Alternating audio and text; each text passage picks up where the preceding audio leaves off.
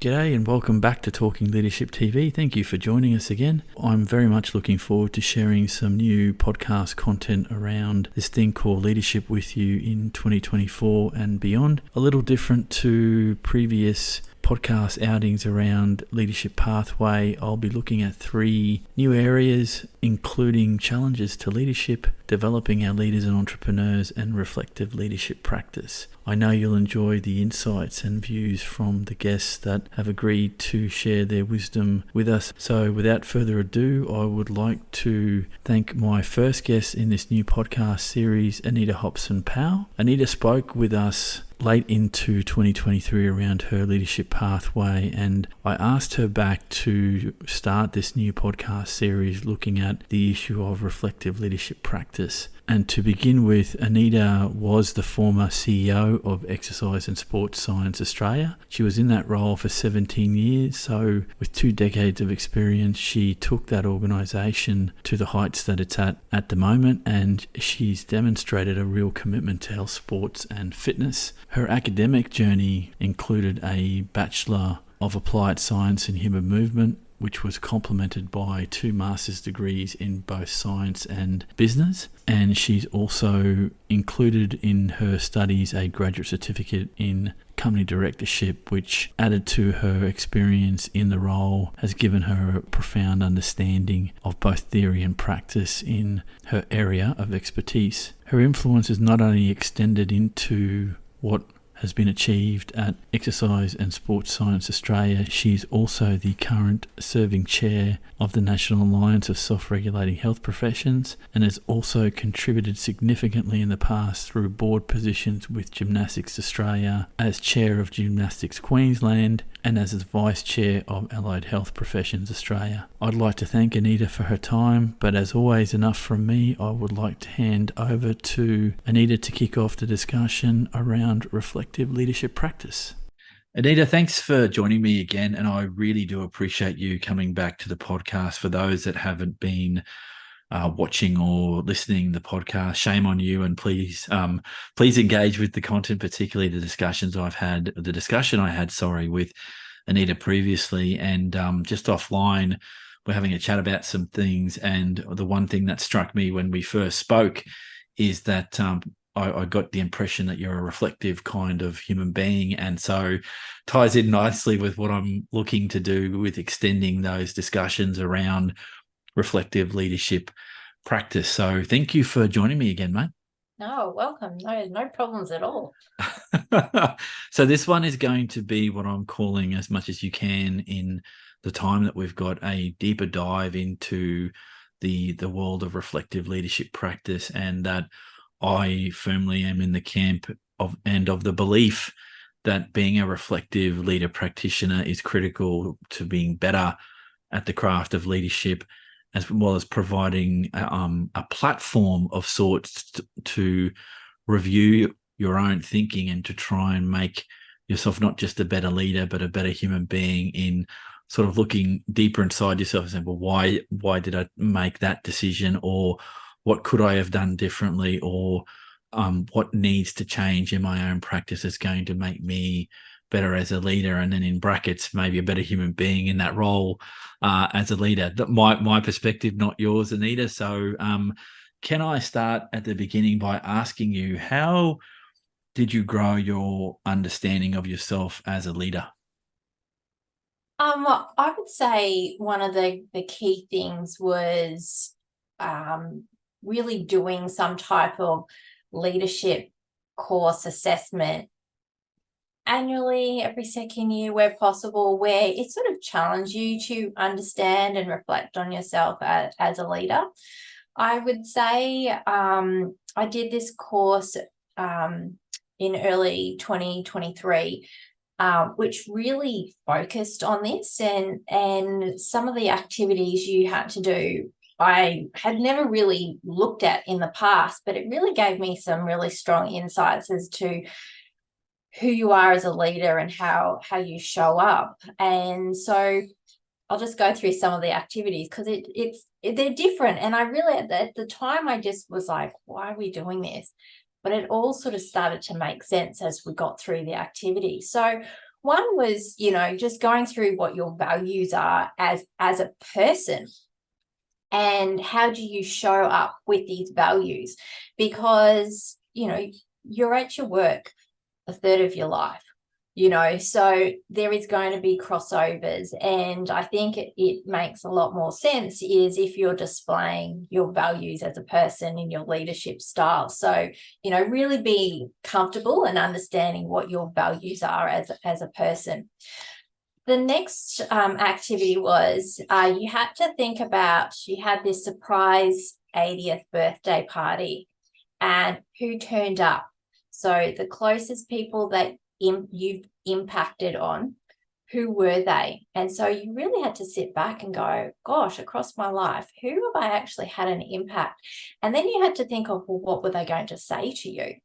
And so it really sort of, you had to sit back and close your eyes and really think about, how you've shown up to these people and the difference that you've made.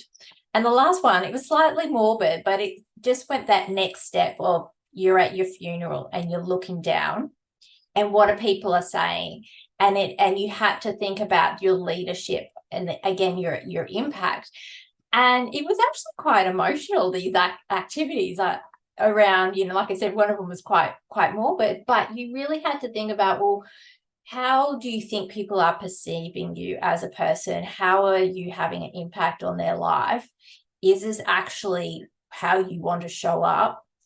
And if it's not, what are you going to do about it? So you've got time to make changes in your life. So, it's a very different exercise to what we've probably traditionally done to think about yourselves as a leader and understanding yourselves. But you're putting yourself in a different context and really reflecting on, the impact on people's lives, because that's normally the time you hear about the impact that you're having on people.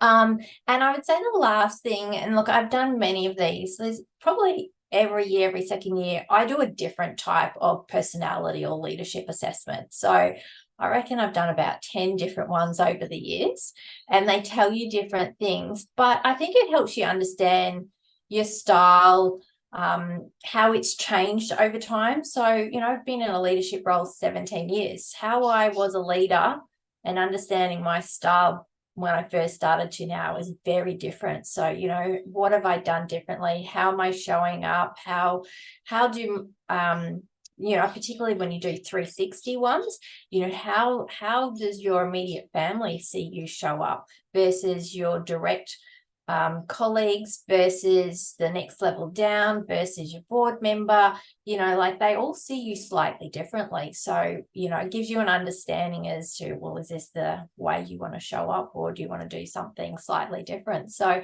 for me, it's just always being inquisitive and having that time set aside to go, right, I need to sort of check in on me and, is this who I want to be? And if it's not, what am I going to do about it? That idea of what others think of you as a leader and what impact you may or may not have had on them can come to the fore, if I can use that as a way to segue into a couple of thoughts here around, you don't really know or don't really have a sense of your impact until key events might happen in your career. And again, this is just my perspective. So again, offline, we talked about you moving on to different things after, let's call it 2 decades of service to an organization, and all that would entail, and the massive amounts of work that you obviously put in that time, that until you leave that space, those questions become more prominent in your mind. And I would hazard a guess that you've impacted a lot of people in your time in your previous roles and in those roles that come up related to your previous role. And I, like you, think about these things in my opinion. For me, and this is about me, probably too much around what people thought of me. And when you do find out what that might be, good or bad, you put all sorts of attributions as to why that is, when in effect, a lot of the people you'll meet in your travels are probably acquaintances at the best and don't really know the real you. However, in your work, and this is where I think the key difference is that you have to bring your value set into your job. And if you're not reflecting your values, I think people's BS radar is attuned enough to know that this isn't the real person. I've got somebody here leading me, but they're not necessarily the person I thought they might be. And I would never counsel anyone to put on a false front, because that gets found out very quickly, except for those key narcissists in the world that we've all had to work with at one point or another that do that very well. But this podcast is not about those people. So, Anita, you did flag the next topic area around making time to reflect on your own practice. So this one's it's one question, but it's in two parts. Do you make time to reflect on your leadership practice, or do you reflect after key decisions or a key event? Both for me. So for the first one, I definitely try and do some type of time out to reflect on my leadership style, do a course, go do a leadership assessment, just take that time. And often I would have end of year reviews with my president, and that was often one of the key times you would reflect on how you were going. But I was definitely, I wouldn't even say it was key events or key decisions. I would say almost daily there was some kind of reflection, if not daily, every second day, or a couple of times a week.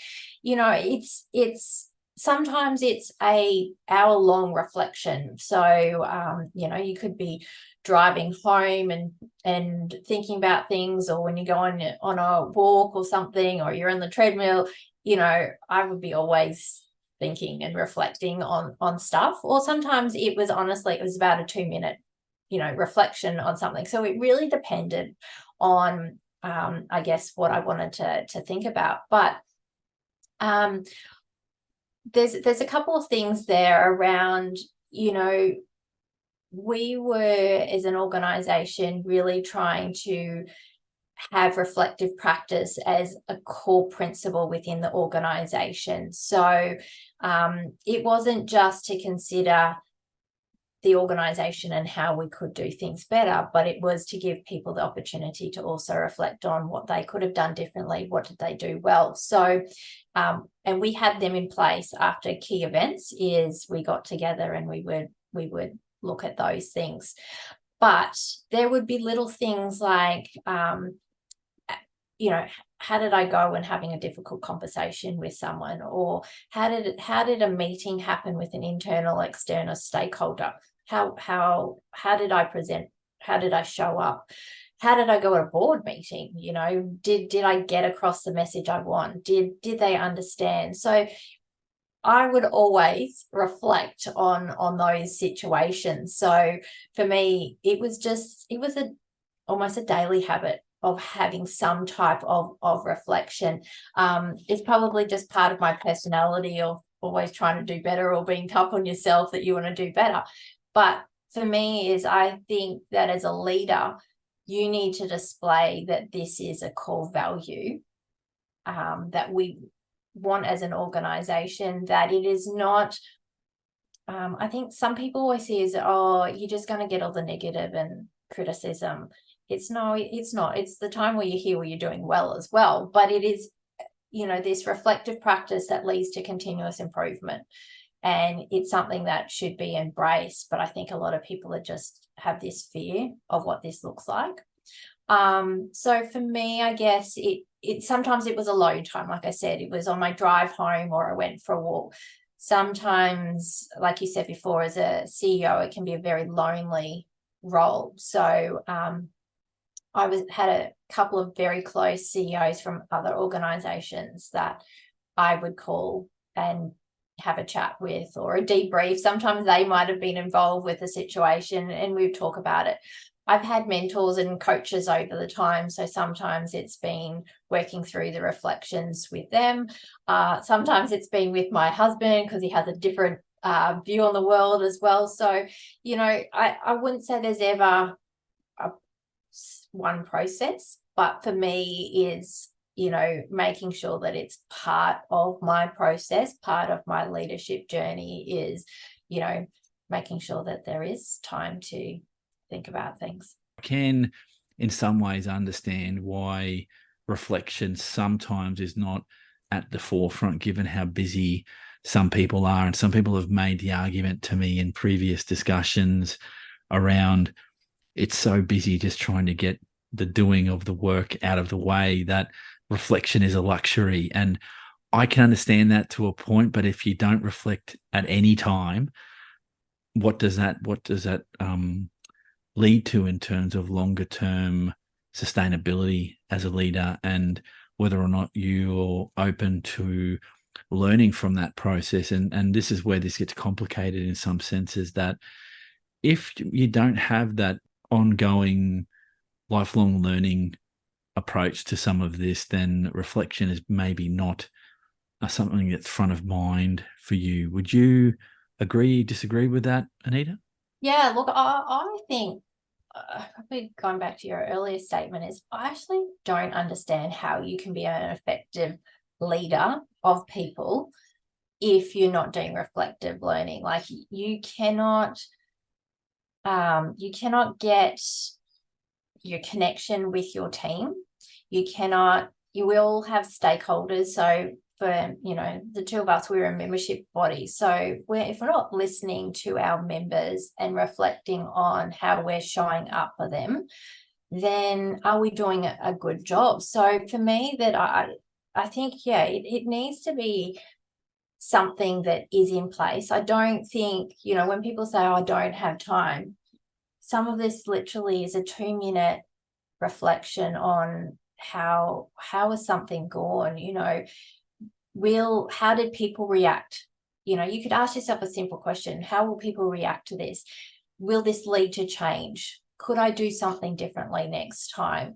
You can just ask yourself one question, and I think it leads to, that is reflective practice. It doesn't need to be this big rigmarole as to do it. But I don't think that you are enshrined with your people at all, at any level, if you're not using the feedback they're giving you, if you're not reading the room as to the body language that they're giving you.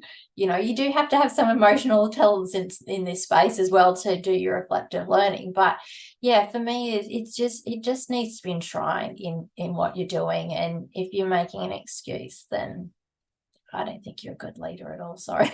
Yeah, 100%. And in fact, you make a really good point at the end there around what does reflection need to look like. And what I didn't want to do in branching out with this type of discussion, and it's well worth, I think, putting on the record that I'm not here, and I know you're not here to assess the quality of the reflection. Just the reflecting alone, I think, is a good starting point. You'll be your judge around whether or not the quality of that reflection meets a certain standard, and you'll get that feedback externally as time clicks along. And again, you've helped me segue to the next question around this idea that reflective practice is sometimes considered an individual pursuit. Do you take in external feedback to reflect on your own leadership practice? And before you answer, you've given some hints that you do, but I'll get it more formally as a response here, if that's cool. Yeah, absolutely. And I think it comes in different ways. So I'm going to say external feedback can be from internal people too. So I guess it's that just not you thinking. But, I would ask direct questions of what could I do better, or how can I help you do your job better, or is my leadership style working for you? And getting that feedback, because, you could think something's working and then they're going, yeah, I don't like how you do this, or I prefer it if you showed up this way, or, give a little less advice on this. So, so I would ask direct questions, and sometimes that was formalized. So we would have these specific questions through probation periods. So your direct reports, you would be asking these questions. So you could actually help them do their jobs better. In their mid-year reviews, end-of-year reviews, there was always a question, and it was part of helping you reflect as a leader and what you could do better. So you kind of, it did force leaders to, in our organization at least, to take that on board. Whether they actually did in the end is, like you said, is a different situation.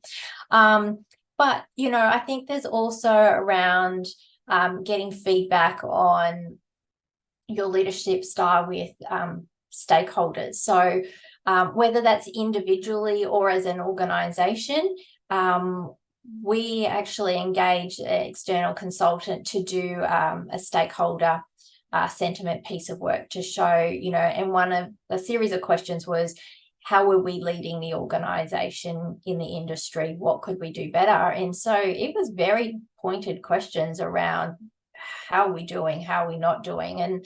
And sometimes you're like, oh, I'm a bit shocked as to how they see us as leaders. So I do think it is critical.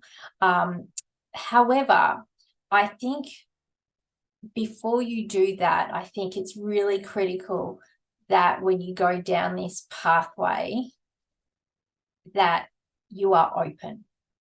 Like there's no point asking these questions or getting this external advice, and all you do is want to jump down someone's throat and defend what you're doing or argue back. And so what I used to do with my leadership team, I actually learned this acronym, and it was to use for a different strategy, but I actually thought it was a really good strategy here. And the acronym is called WAIT. WAIT. Why am I talking? So if you're trying to understand how you're doing and you're wanting this feedback, stop talking. Just listen. If you are not listening, if the only talking should be questions to get more information to help you, if you're going to go, but how come, why, any of those words, you're not reflective learning. You're being completely dismissive. And so, I have worked with some of my team over the time of just listen, ask questions to better help you understand, but don't react, don't be defensive. And that is a hard skill for some people. And some people just don't want to hear the feedback that have been given. It is hard. So I think as soon as you're going, I think external feedback is really important. But I think if you're not comfortable in that space, you need to come up with strategies to make it meaningful, to help you go through the process so that it actually is going to help you and you actually want to use that information. Very insightful. I believe that argument, the discussion around not being able to take feedback, asks a lot of the individual leader, and the biggest ask for the leader is let go of your ego and let the feedback come in, because it's not, most times, 99% of the time, I believe the feedback that's coming back from external sources, whether they're outside the organization or from senior people or your board of directors internally, is to make the organization better by making and enhancing your leadership practice. And I think the hardest thing to do is let go of ego and not conflate feedback with feedback that is of a personal nature or something that's at your core. And this is where this, I think, gets tricky, is that, and I'm as guilty of this as the next person, is you bring a lot of yourself into the leadership role. And so when your process is questioned, are they questioning the process or are they questioning you? And if you can pull those two things aside, I think you can get some really good learning out of it. And I think the signal that's sent out within the organization that you're prepared to do that and or fess up and go, yeah, I stuffed that up, this needs to change. It suggests that you are human. You're not a superhuman that makes every decision is the correct decision, or at least perceived that way.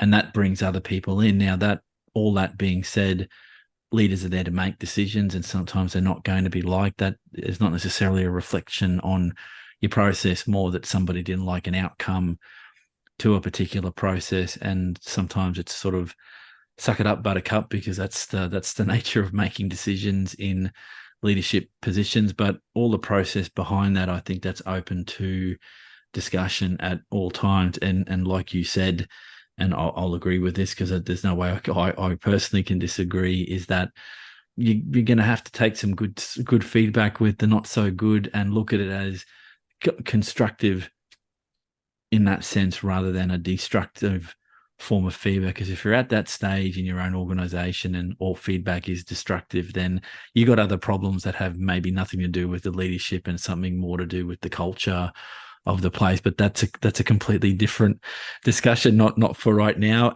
I'm very keen to understand what tips you can give other leaders around being an effective reflective practitioner. Yeah, so I'll probably pull in a few things that we've already spoken about. It is that, you know, you need to see this as part of your tool belt that you as a leader are doing. So if you're not doing it, you need to start. And I would probably say the easiest is to start with big events, big decisions. You know, take 30 minutes after those to sit down, either individually or even with a team, to go through and reflect on how it went, how you made decisions, how you showed up, what you would do differently next time. But you know, I think you just need to then gradually increase it. But you know, my tip is, it doesn't need to be a big process all the time. Like I said before, some of it is asking yourself one question and you can get it done in 2 minutes. So, you know, no matter what it works for you, I think you need to just work out a system and start tomorrow. The other thing is making sure that people are aware that you're undertaking this process. So like I said before, is you could have this more formalized process in the organization, but you know, as a leader, you know, we want to display the behaviors we want throughout the rest of the organization. And as a leader, like you said before, is a lot of this process is to make sure the organization is doing better. So you want to make sure that the organization is going through this process. And as a leader, you also want to help your colleagues grow in their own ability. So you want them to do reflective learning as well. So for me, it is, you need to show that you're doing it. So, you know, it could be little things of what you say to them is, you know, I've reflected on our discussion, or I've reflected on a decision I made and this is what I've learned, or I've noticed at our meeting I was doing this and this is how you reacted, or, you know, you've taken on some feedback and you don't make a big deal of it, but you implement some kind of change to show you've thought about it and, yep, okay, I need to do this better and do stuff. So I think the key thing is you need to make sure that people are aware of what you're doing. And I'd go to that last one that I've talked about before, of the example of weight, is, you know, external feedback is critical, and you need to develop the skills to make sure that people are comfortable in giving you open, honest feedback. And if you're going to be a person that is really dismissive of what they're going to say, then they're going to stop it. So, make sure that you actually are listening and you are taking on board. And so sometimes you need to just give yourself space afterwards. I've had a couple of staff members, you kind of knew their behavior is you would have these discussions, give them feedback. They weren't happy at the time, and they'd come back 24 hours, sometimes 48 hours, without a doubt, and go, I've thought about what you said and I agree, and blah, blah, blah, blah. So you kind of get to know what people are like when you're giving feedback, or some of it will take it on board straight away. But you'll know and you'll work out. Like I said, I had these two staff. Like one, it was 48 hours. The other was 24 hours. They would come around and they would go, yep, I've thought about it. Yep, you're right. This is what I'm going to do instead. So, you know, I think that's important when you're dealing with getting external feedback, is how are they going to react? How are you going to react? Are they going to know that you're going to need 24 hours to talk to them about it again? Or are you going to make it a pleasant experience? And they go, yeah, I'm happy to rock up to their door and give them the feedback anytime. Yeah, very, very hard but fun decisions to be involved with getting your staff into a situation where they feel that they're comfortable enough to have those conversations. Because I think these discussions, and I might get your perspective on this if I could, that if you've developed, created, fostered, whatever the best word is here, an environment where it's a safe enough, I hate the word safe space, a safe enough environment to have those conversations, then all things are on the table within reason and the discussion can be a productive one. What I think sometimes leaders miss, and I've had people give me feedback on this in their own practice, is that there's always this power relationship between the boss and those subordinates in an organization. So how much your reports are going to actually be willing to give up is I think a variable of how long they've known you and whether or not you've built up an environment of trust. And I think once you get to that stage, it makes it a lot easier to have those conversations. And there can be difficult ones around reflecting on not just your own leadership practice, but those of others, because I think what you're alluding to is as you're helping others to develop their own practice, then if they see you doing this, then that's a pretty big indicator that this is something you need to be thinking about in your own practice as a way to get either better decision making, achieve goals, whatever that end point might look like. So words of wisdom there, Anita. Thank you for your time. This has been great, mate. No worries. Thank you. Like you alluded to, yes, I do like to think probably way too much. But I just think it's critical if you're going to move the organization forward, if you're going to grow as a person. But as I mentioned, half our job as leaders is to grow those around you. And so, you need to help them and display what's good leadership. Agreed. For those listening, I've been speaking to Anita Hobson-Powell. Again, Anita, thank you for joining me today. No problems. Thanks for the invitation, Eric. Thanks everyone for either watching the video cast or listening to the podcast. A lot more of this content to come, including some other areas of leadership that we'll be exploring into the rest of 2024. Thanks again. Have a good day, rest of your week, and we'll catch everyone on the next episode of Talking Leadership TV.